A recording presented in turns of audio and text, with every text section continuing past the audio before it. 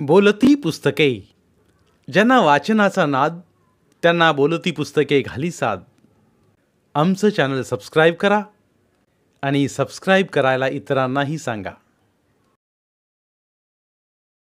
नमस्कार श्रोते मित्र हो, बोलती पुस्तके सादर करत आहे लेखक योगीराज वाघमारे लिखित कथा कावळे.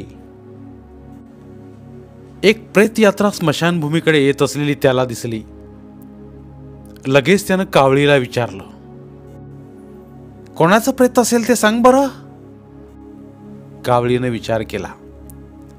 ह्याच्या सराईत नजरेला प्रेत कोणाचं ते तेव्हाच ओळखू येतं. यात्रेतील लोकांना आपण या वडाच्या झाडावर बसलो आहोत हे समजावं म्हणून हा धूर्तपणे काव काव करतोय. वडाच्या उंच उंच शेंड्यावर जातो. हिरव्या गर्द फांद्यात लपून राहतो. प्रेताचे नातेवाईक झाडाखाली येतात आणि आशाळभूतपणे याची वाट बघतात.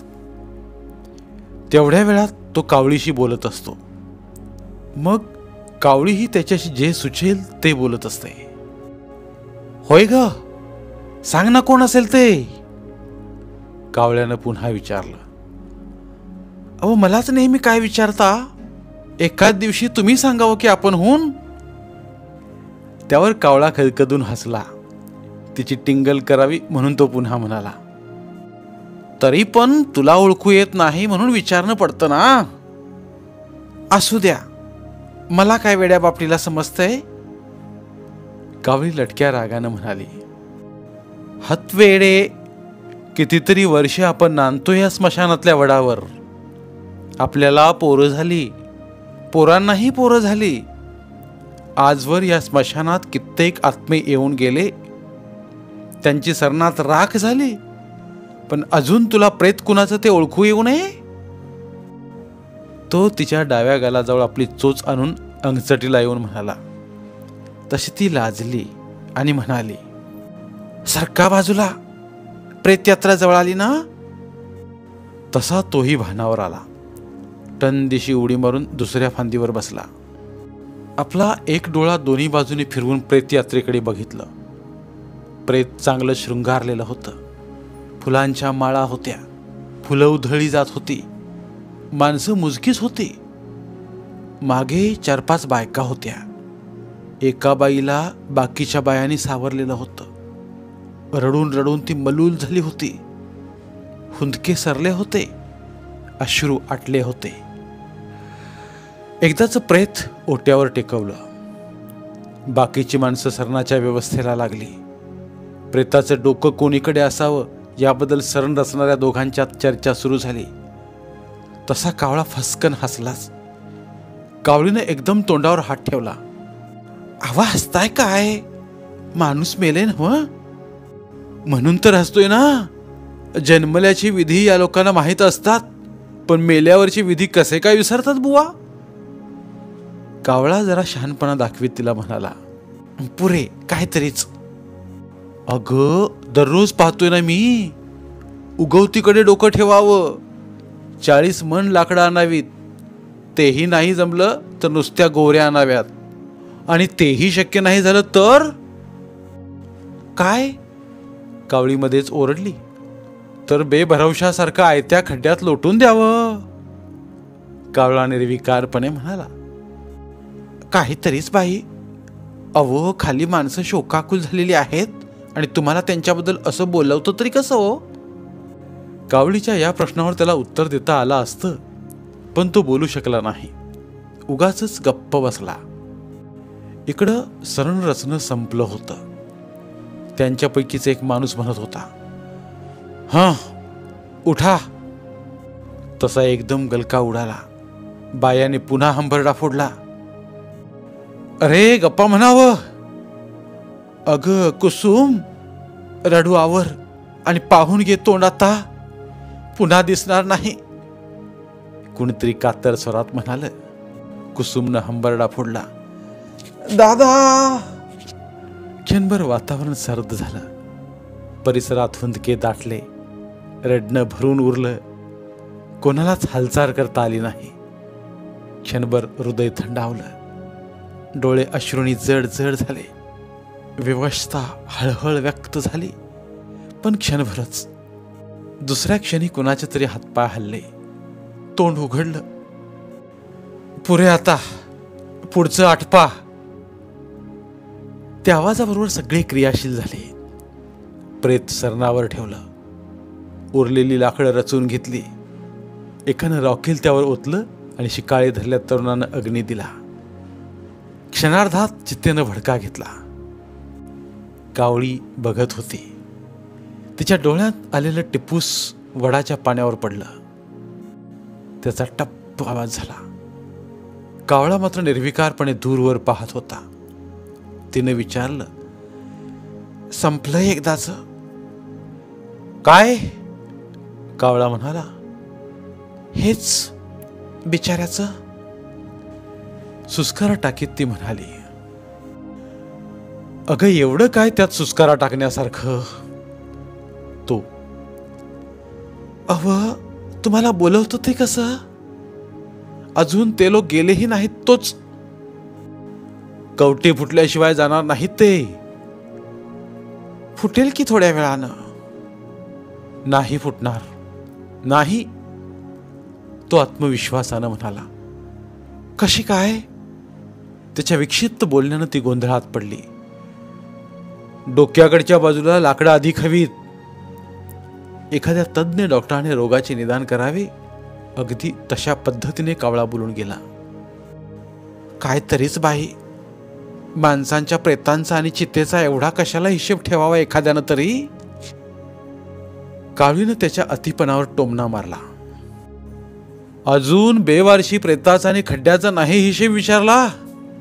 अहो, मी म्हणते एवढा का तुम्हाला प्रेताचा सोस तरी आहे? कावळी त्राग्यानं म्हणाली.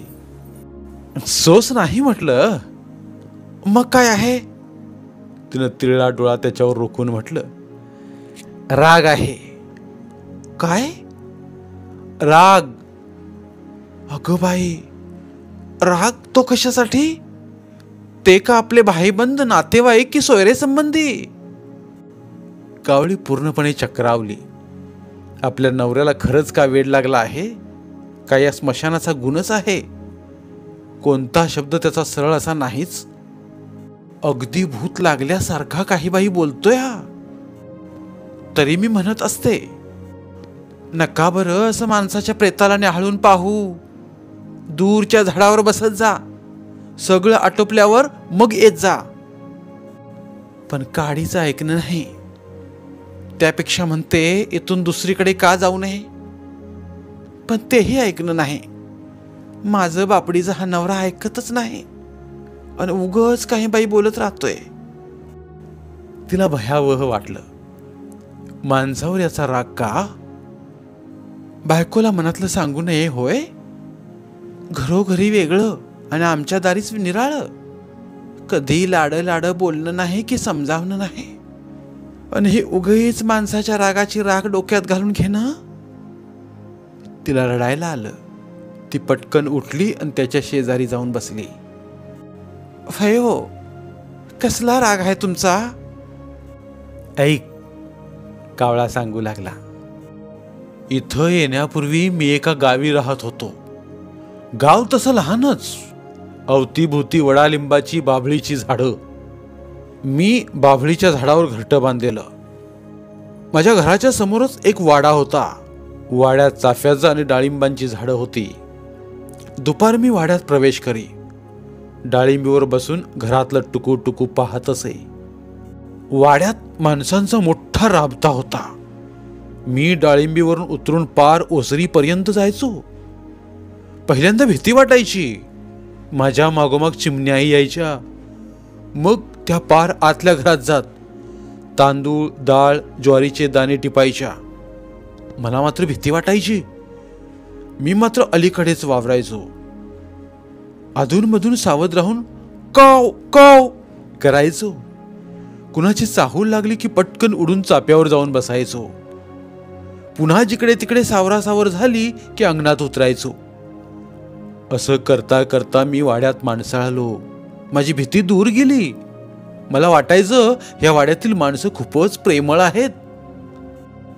मला त्या वाड्याबद्दल लळा लागायला आणखी एक कारण होतं, ते म्हणजे घर मालकिनीचं 1.5 वर्षांचं मूल फारच गोंडस होतं. हातात दूध वाटी घेऊन अंगणभर रांगायचं, कधी उभं राहायला निघायचं, हातातली वाटी मात्र गच्च धरून दुसऱ्या हातानं दुधाचा काला खायचं. त्याचे गाल सगळे भरायचे, दूध सांडायचं, अंगण भरून जायचं. मला तर खूप खूप आनंद व्हायचा. मला बघून बाळ कधी झेपावायचा तर कधी रडायचा, कधी वाटी दडवायचा. मी मात्र बाळाच्या मागे मागे टुन टुन उड्या मारून फिरायचो.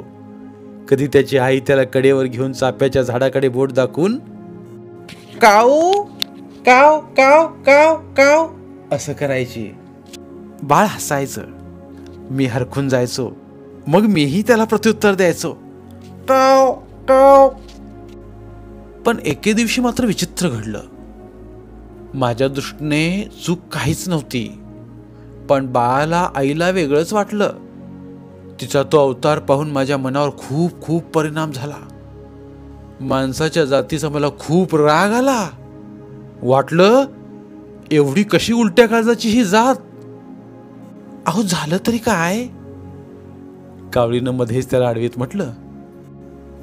त्या दिवशी बाळ दूधवाटी घेऊन अंगणात बसला होता. भाताची शीतं अंगणभर सांडली होती. मी टुन टुन उड्या मारीत अंगणात गेलो. अलीकडची शीतं टिपली. अंगणात दुसरं कोणी नव्हतं म्हणून मीही धीट झालो. अगदी बाळाजवळ गेलो. बाळ हसल्यासारखा करीत होता, पण मनातून भीती होता. मी पुढं पुढं जाऊन शीतं टिपीत होतो. अगदी अगदी वाटी जवळची शीतं टिपावीत असं मला वाटू लागलं, म्हणून मी बाळाजवळ गेलो. चोच लावून शीत उचलणार इतक्यात बाळ घाबरून ओरडला. त्याचबरोबर त्याची आई धावत बाहेर आली आणि मी हे असं कसं झालं म्हणून घाबरून माघारी फिरून उडू लागलो. तोच नेमका डाव्या पंखाचा स्पर्श बाळाला झाला आणि ते आईनं पाहिलं. झालं, तिला तर अघटितच वाटलं. बाळ विटाळलं म्हणून आक्रोश करू लागली. आई ओरडते म्हणून बाळही अधिकच भयभीत होऊन ओरडू लागलं. आईकडे झेपावू लागलं, पण त्याला आई घेईना. बाळ अधिकच भांबावला, खूप खूप रडू लागला. मला तर काहीच कळेना, हे असं का व्हावं? माझ्या पंखाचा स्पर्श होताच आईनं एवढं कठोर होण्याचं कारण काय? मी बाभळीवर जाऊन अपराध्यासारखं बघू लागलो. वाड्यातला गोंधळ बघून शेजारी पाजारी गोळा झाले. त्यांना बाळाची आई रडून रडून सांगत होती, बाळाला कावळ्यानं शिवलं. आया बायाही मग चिंतागती झाल्या. बाळापासून पटकन दूर झाल्या. एरवी बाळ कोणाच्या वाटणीला येत नव्हता, पण आज मात्र ते घाबरलं लेकरू कोणीच घ्यायला तयार नव्हतं. ते एकटं चक्रव्यूहात अडकल्यासारखं दिसत होतं. अखेर कोणीतरी गडी माणसानं बाळाला उचललं आणि शेताच्या कुंपणातून डोकं 2-3 वेळा घालून आणलं. बाळाला अंघोळ घातली. तेव्हाच बाळाला आईकडे पाठवलं. हे सगळं मी पाहत होतो. माझ्या स्पर्शामुळे माणसं बाटतात, मला कसंच वाटलं. एवढे आपण अमंगळ का? माणसाने माणसात जाती पाडल्या असतील, पण पक्षांनी कधीच जाती मांडल्या नाहीत. जर माझ्या पंख स्पर्शामुळे बाळाला एवढी शिक्षा होत असेल तर येथे राहणंच नको. मग माझ्या मनात वादळ उठलं आणि त्या वादळानेच मला येथे आणून सोडलं. आपली कहाणी सांगितल्यानंतर कावळा क्षणभर थांबला. कुठेतरी नजर लावून बघत होता. मग एक दीर्घ सुस्कारा टाकून म्हणाला, ऐकलं? हा. कावळीनेही दीर्घ सुस्कारा टाकला. तिचाही चेहरा लालबुंद झाला होता, पण त्याच्या चेहऱ्यावर ज्या घृणेच्या रेषा उमटल्या होत्या त्या मात्र अधिक प्रखर होत्या. आपल्या नवऱ्याचा राग योग्यच आहे असे तिला वाटत होते. ती काहीतरी बोलणार होती, तोच शहराच्या दिशेकडून पुन्हा काही माणसं येत असलेली दिसली. 13वीच्या विधीसाठी आलेली मंडळी होती ती. सगळ्यांच्या पुढे असलेल्या माणसाच्या हातात नैवेद्याचं सूप होतं. अशी माणसं प्रत्येक अर्ध्या तासाला येतच राहायची. दररोज चितेवर जाणारी आणि तिच्या 13 दिवसांनी, कुणाचा 3 दिवसांनी अथवा 10 दिवसांनी येणारा विधी. स्मशानाकडची वाट कधी ओस पडलीच नाही. आलेल्या माणसाने प्रेत जाळण्याची जागा शोधली. अवतीभोवतीचे 4 दगड गोळा केले. त्यावर गोमूत्र शिंपडलं. हळदी कुंकू वाहिलं.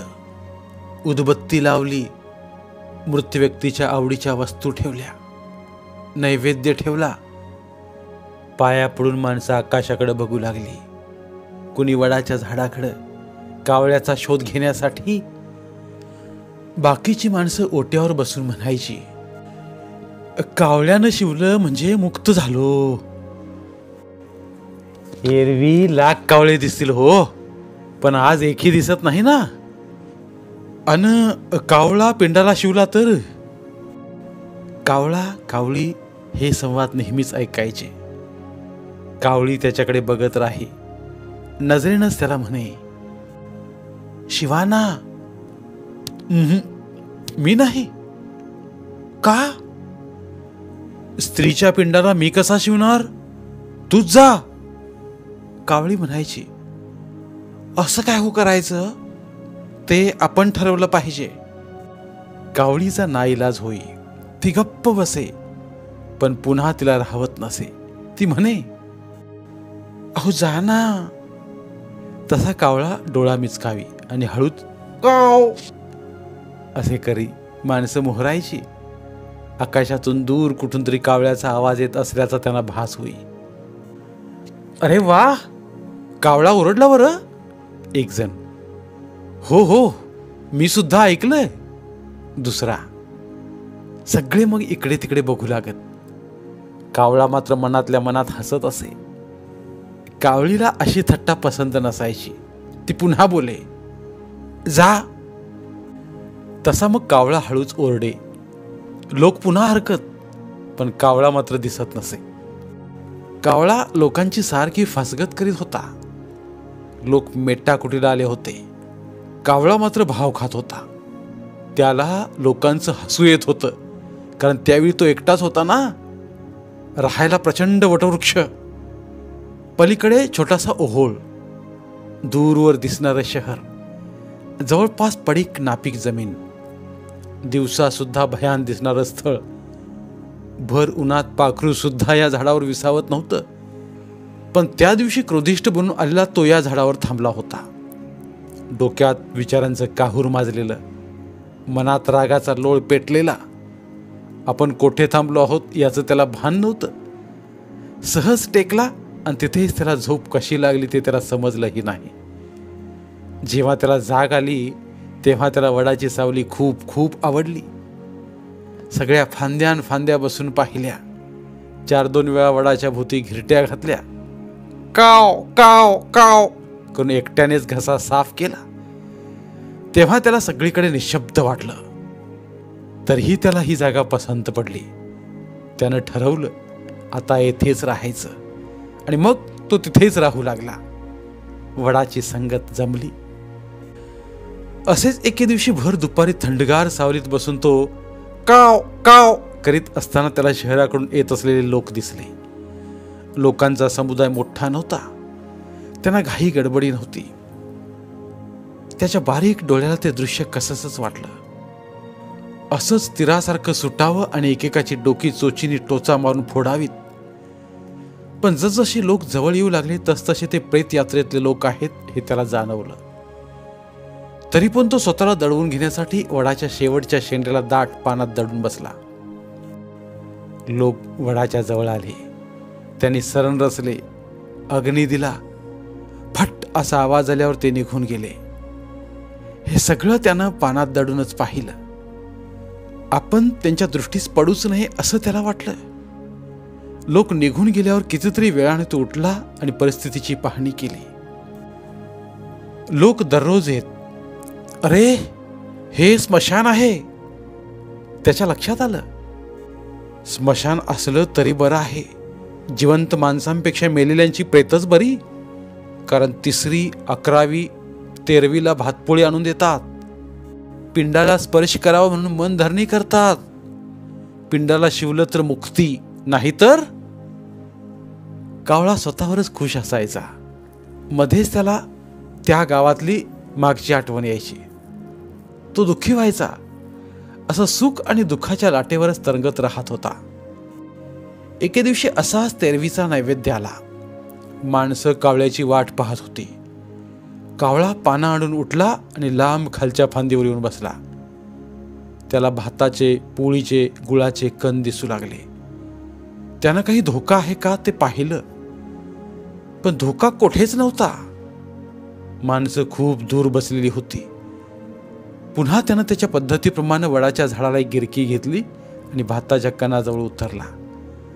चोचीत कण घेऊन फांदीवर आला. तशी लांब वरची माणसं उठली आणि शहराकडे चालू लागली. इकडे कावळ्यानं मग पोळीचा तुकडा उचलला. फांदीवर येऊन मोठमोठ्यानं काव काव करायला सुरुवात केली. पोळीचा तुकडा खात खात तो काव काव करीत होता. थोडा वेळ असाच गेला आणि त्याला मग वडावरच पण पलीकडच्या बाजूनं काव असा प्रतिध्वनी ऐकू आला. तो बावरला. तो पुन्हा ओरडला, काव. पुन्हा प्रतिध्वनी, काव. आवाजात गोडवा होता. कावळीच ओरडत होती ती. त्याचं पोळीवरचं लक्ष उडालं. नजर स्थिर होईना. कावरी बावरी झाली. तो बेभान होऊन ओरडू लागला. तसा तसा त्याला प्रतिसादही मिळू लागला. त्यानं ओळखलं, याच झाडात कोणीतरी लपलं आहे. त्यास त्या आवाजाने ओढून घेतलं. कावळी त्याच्या प्रदेशात त्याच्यासारखीच वाट चुकून आलेली होती. दोघांचे दृष्टादृष्ट होताच त्याला खूप खूप आनंद झाला आणि तिला मग खूप लाजल्यासारखं झालं. त्यानं आपलं साम्राज्य स्वखुशीनं दाखवलं. आता दोघेही त्या झाडावर राहू लागले. पती पत्नी म्हणून तासन तास बोलत असत, गप्पा मारत असत, झाडावर झोके घेत असत, लपाछपी खेळत असत. लहर आली तर तिला तो गाणे म्हणायला सांगत असे. तीही त्याला गायला लावायची. दोघेही एकमेकांच्या गाण्यावर बेहद्द खुश व्हायचे. दररोज प्रेत यात्रा यायच्या. प्रेत कोणाचं? पुरुषाचं की स्त्रीचं? बाळाचं की मोठ्या मुलाचं? ओळखण्यासाठी दोघांच्या पैजा लागायच्या. ती नेहमी हरायची. तो नेहमीच जिंकायचा. हरण्यातही तिला मौज वाटायची. कोटं भटकणं नसायचं. दररोज आलेला भात किंवा पोळी खायची. त्याला भात आवडायचा. तिची आवड म्हणून यालाही पोळी आवडू लागली आणि त्याची पसंती म्हणून तिलाही भात पसंत असायचा. पिंडाला शिवायचं किंवा नाही हे त्याच्यावर अवलंबून. पण तिनं एका गोष्टीसाठी मात्र सूट मिळवून घेतली होती आणि ती म्हणजे लहान मुलाच्या बाबतीत अडवून धरायचं नाही. तो म्हणाला, एकदम कबूल. आणि तसंच त्यानं एक अट घातली होती. पुरलेली प्रेत किंवा बेवारशी फेकून दिलेलं प्रेत चुकूनही चोचवायचं नाही. तीही म्हणाली मग, एकदम कबूल. असं होता होता त्यांचे दिवस मजेत चालले होते. एके दिवशी तिनं आनंदाची बातमी सांगितली. अंडी उबवली असून चिमुकले जीव जन्माला आलेले आहेत. दोघांनाही मग खूप आनंद झाला. फक्त भातच खाऊन त्यांनी तो आनंद साजरा केला. पिल्लं मोठी झाली. त्यांना वडाच्या फांद्या, पानं पुरेनात. गोंगाट खूप वाढला. शेंड्यावर बसून पोरं ओरडायची. आकाशात उंच उंच उडत त्यांचं उंडारणं कमी होईना. आणि मग एके दिवशी सायंकाळी असंच एक जोडपं येऊन वडावर विसावलं. रात्रीचा मुक्का म्हणून कावळा काही बोलला नाही, पण रात्री त्या दोघांचं बोलणं कावळीनं ऐकलं होतं. वड प्रचंड आहे. अंडी घालायला याशिवाय दुसरं झाड मिळणं अवघड आहे. कावळीनं तेच आपल्या नवऱ्याला सांगितलं. त्यानेही मूक संमती दिली. असं करता करता दुसरं, तिसरं, चौथं अशी कितीतरी जोडपी आली. त्यांची मुलं बाळही खूप झाली. काही दिवसांपूर्वीचा वृक्ष, अबोल एकाकी वाटणारा वृक्ष आता सदैव काव काव काव करू लागला. कावळ्याला वाटलं, काय हे?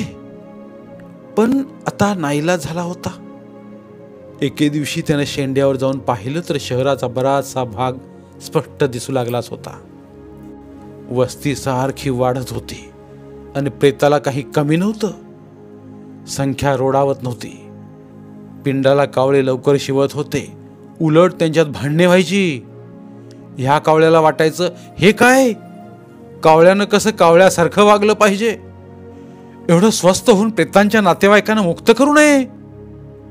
पण त्याहीपेक्षा तो एका गोष्टीनं अधिकच बेचैन झालेला होता. एके दिवशी काही कावळे बेवारशी प्रेतावर तुटून पडलेले त्याने पाहिले.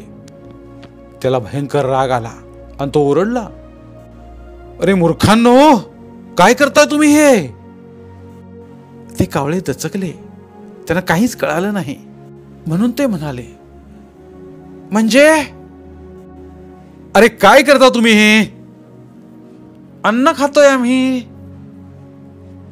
तुमच्या जिनगाडीवर बेवारशी प्रेतावर तुटून पडता? लाज वाटत नाही तुम्हाला? त्यापेक्षा मरत का नाहीत?